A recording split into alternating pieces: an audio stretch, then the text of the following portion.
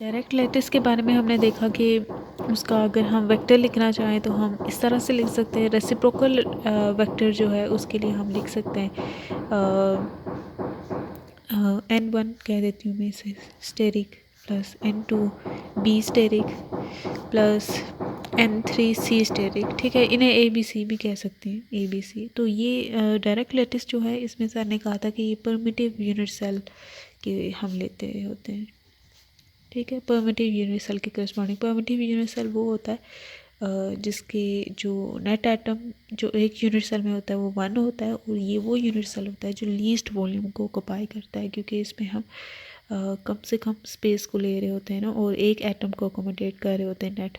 तो यहाँ पे रेसिप्रोकल के जो ये लैटिस के ये जो कंपोनेंट्स हैं इनको रिलेट किया जाता है विद ये ए बी सी, इसको भी कर देती हूँ। ठीक है, इनको इनका रिलेशन डायरेक्ट हमने पढ़ा है, सर ने लिखवाया था कि वो एक्सप्रेस किए जा सकते हैं विद द ओरिजिनल लैटिस के पॉइंट्स 2 पाई टाइम्स यहाँ पे ए है ना, तो यहाँ पे b a b c cross product में वो मैटर करता है ना प्रोडक्ट, तो इसलिए a b c cyclic rule use करेंगे ए बी टू सी। तो अगर ए आ रहा है ना तो बी क्रॉस सी हम यूज़ करेंगे। ठीक है, और डिवाइडेड बाय है a dot b cross c, a b c ऐसे ही है, डॉट इधर आएगा और सब में डिनोमिनेटर सेम है, ये बस चेंज हो जाता है, बी स्टेरिक हो जाएगा 2 पाई, बी इधर आ गया ना, बी इधर है तो अब साइकिल ऑर्डर है ये, बी इधर आ गया तो ये सी क्रॉस ए होगा इधर। ठीक है, बी है ना तो ये सी क्रॉस ए साइक्लिक ऑर्डर हमने रखना है। कौन सा साइक्लिक ऑर्डर? ये जो क्लॉकवाइज होता है। तो डिवाइडेड बाय डिनोमिनेटर सेम, फिर सी स्टेरिक जो है वो इक्वल होता है 2 पाई, सी आ गया है ना सी, तो ये ए क्रॉस बी हो जाएगा।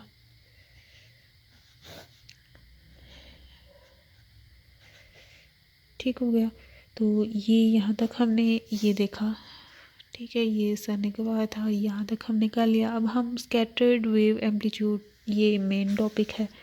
इसमें हम पहले हमने ब्रैग्स लॉ को देखा, ब्रैग्स लॉ को वो हमने देखा इंटरप्लानर डिस्टेंसेस की फॉर्म में हमने इंटरफेरेंस कंडीशन देखी थी। तो इसमें जो हमारा पर्पस होगा वो एक कंडीशन को निकालना होगा जो कि रेसिप्रोकल लैटिसेस या रेसिप्रोकल स्पेस जैसे हम कहते हैं, कि अगर हम मोमेंटम को लेके जा रहे हैं सिर्फ तो मोमेंटम स्पेस कह देते हैं, उसमें सारे वेरिएबल्स हम के की फॉर्म में ले लेते हैं। तो इसी तरह रेसिप्रोकल स्पेस जिसमें सारे वेरिएबल्स हम रेसिप्रोकल में ले रहे हैं, ए स्टेरिक ले रहे हैं, बी स्टेरिक ले रहे हैं, सी स्टेरिक ले रहे हैं। ठीक है, तो इनकी बेस पे हम कोई कंस्ट्रक्टिव इंटरफेरेंस की कंडीशन निकालना चाहते हैं, तो वो हम करेंगे नेक्स्ट। तो जैसे कि क्रिस्टल्स में अगर देखें तो क्रिस्टल में एक पीरियोडिसिटी आती है इंटरप्लानर डिस्टेंसेस की हम कह दें, या फिर लैटिस पैरामीटर्स की पीरियोडिसिटी कह सकते हैं। ठीक है, एक तरह की ये पीरियोडिसिटी होती है। इसके अलावा उसकी पीरियोडिसिटी होती है पोटेंशियल की फॉर्म में। ठीक है, अगर एक लैटिस में हमारे पास ये अरे इस तरह की मौजूद है तो उनका अगर हम पोटेंशियल ग्राफ बनाना चाहें, ठीक है, इन सब एटम के लिए, ये एटम सेंटर पे है, इनका पोटेंशियल हम जानते हैं वो कूलम पोटेंशियल होता है। ठीक है, ये अगर डिस्टेंस, इस डिस्टेंस को मैं ये अगर मैं एक एटम का रेफरेंस ले रही हूँ, ये डिस्टेंस लेट से आर है, तो coulomb potential 1/4 pi e naught r की प्रोपोर्शन होता है, और नेगेटिव होता है इसलिए हम नेगेटिव एक्सिस में इसको ड्रॉ करेंगे। ठीक है, पोटेंशियल इनका नेगेटिव होता है, तो अंडर अट्रैक्टिव फोर्सेस की वजह से वगैरह वगैरह। तो ये अगर मैं इसको रेफरेंस लूँ तो at r is equal to 0, ठीक है, अगर ये r is equal to 0 point है ना, इस पर पोटेंशियल क्या हो जाएगा, इन्फिनिट को अप्रोच करेगा, मतलब ऐसे हो जाएगा इस साइड पे भी और ये इस साइड पे भी, नेगेटिव से भी और पॉजिटिव से भी। तो जैसे ही आर बढ़ेगा और आर अप्रोच करेगा इन्फिनिटी को, ठीक है, तो इन्फिनिटी यहाँ पुट करें 1 और इन्फिनिटी 0 होता है, तो वी की जो ये करते करते ये 0 की तरफ अप्रोच करेगा। ठीक है, इस साइड पे भी और इस साइड पे भी। ठीक है। ये हमने एक एटम को सेंटर बनाते हुए किया। अगर मैं इस एटम को भी सेंटर बना के इस फिगर को बनाना चाहूँ तो ये मिल जाएंगे, क्योंकि ये दोनों सारे बॉन्डेड है ना, तो इनका फिर पोटेंशियल ग्राफ इस तरह का हो जाता है। सबका फिर इस तरह के यू बन जाते हैं, जिसमें ये जो पॉइंट होता है ना, इसमें ये इन्फिनिटी को अप्रोच कर रहे होते हैं। ठीक है, तो ये हमारे पास पोटेंशियल एनर्जी ग्राफ अगर हम इनका बनाना चाहें, और हम देख सकते हैं कि ये अगर इन दोनों के दरमियान का डिस्टेंस अगर ए है, ठीक है, आफ्टर ए डिस्टेंस ये ही पोटेंशियल रिपीट हो रहा है। ठीक है, यहाँ से ए यहाँ पे मैं पहुँची तो यहाँ पे भी आगे भी पोटेंशियल सेम, पीछे भी सेम, यहाँ पे मैं आऊँ यहाँ पे भी सेम, यहाँ पे भी सेम, सारे सिमिलर आइटम्स है ना, तो सब पे सेम। तो हम कहते हैं कि पोटेंशियल जो है इन क्रिस्टल लैटिस में पीरियोडिक है, वो पीरियोडिसिटी रखता है। इट मीन्स कि अगर हम u ऑफ x देखें, ठीक है, let's say u of x है वो, तो आफ्टर हम x में a डिस्टेंस ट्रैवल करेंगे, ठीक है, तो पोटेंशियल दोनों का सेम होगा। मतलब a डिस्टेंस के बाद अगर मैं पॉइंट ले रही हूँ तो a डिस्टेंस के बाद पोटेंशियल सेम होगा। फिर एक डिस्टेंस अगर यहाँ से मैं कंपैरिजन इसे u ऑफ x कह रही हूँ, तो यहाँ पे ये u of x plus a हो जाएगा ना, यहाँ पे u of x plus 2a। तो करते करते ये पॉइंट्स क्योंकि बढ़ते जा रहे हैं, अगर मैं इसको रेफरेंस ले लूँ तो ये सारे पोटेंशियल्स यहाँ पे इक्वल होंगे। अगर मैं इस पॉइंट को ले लूँ और a डिस्टेंस ट्रैवल करूँ तो मैं इसकी पीक पे पहुँचूँगी, फिर इसकी, तो ये सारी की सारी वैल्यूज़ एक दूसरे की इक्वल होंगी। और कि जब भी हम a या a का इंटेग्रल जो है डिस्टेंस ट्रैवल करेंगे ऐसे, जिसको हम इन जनरल लिखते हैं कि x प्लस एन ए।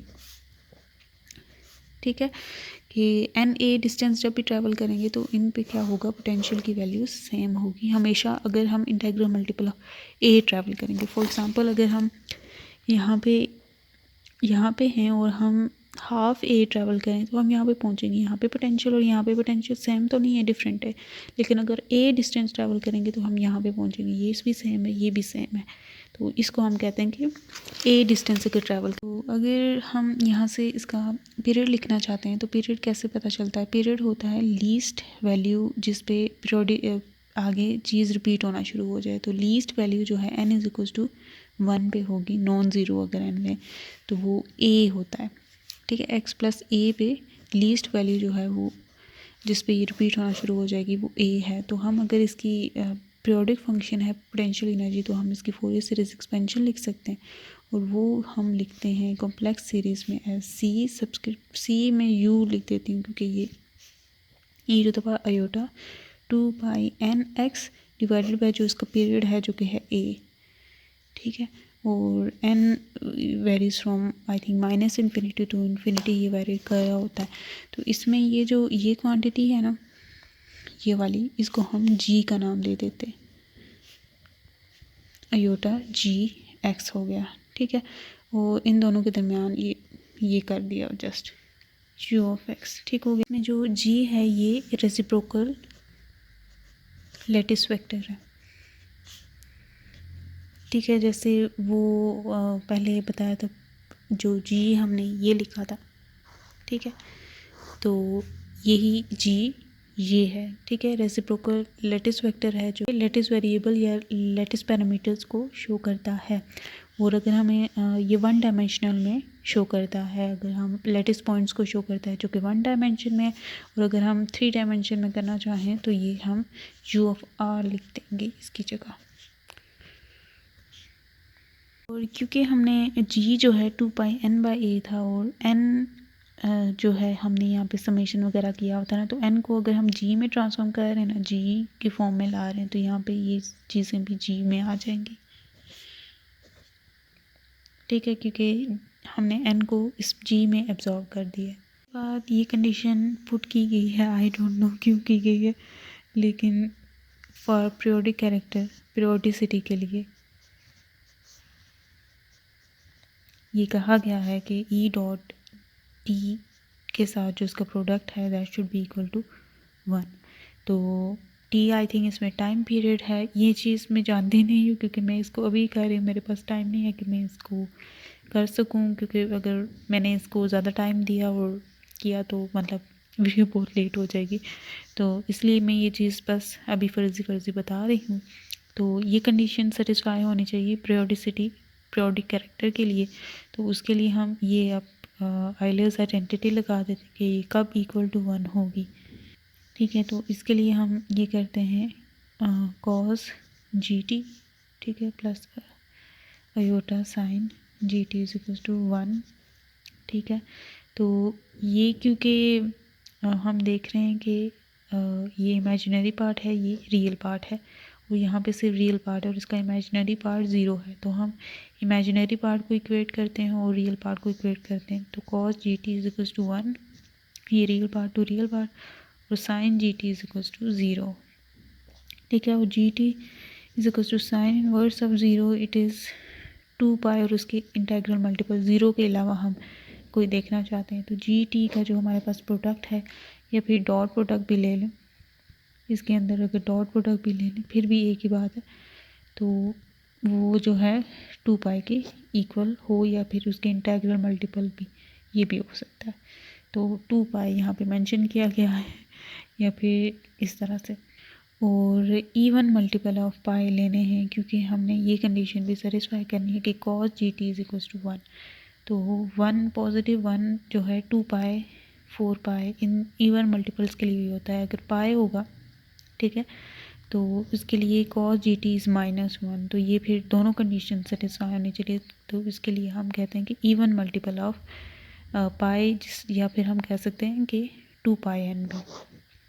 ठीक हो गया, तो ये कंडीशन है पीरियोडिसिटी की। और फिर जी वेक्टर हम अगेन लिखते हैं कि ये है, ये n2 मैंने वहाँ पे लिखा, तो ये कर लेते हैं सी स्टेरिक। तो इसमें फिर अगेन वैल्यूज़ लिखी गई हैं, ए स्टेरिक की 2 pi by a, b asterisk की 2 pi by b, c asterisk की 2 pi by c. I don't know ये कहाँ से आई हैं, और अगेन आई हैव मेरे पास टाइम नहीं है, तो इसलिए ये यहाँ तक ही है, और यहाँ तक ही हमने ये चीज़ें की थी। ये अधूरा टॉपिक था जो हमने कंप्लीट नहीं किया था, ये बस थोड़ा सा ही, तो यहाँ तक ही ये टॉपिक था।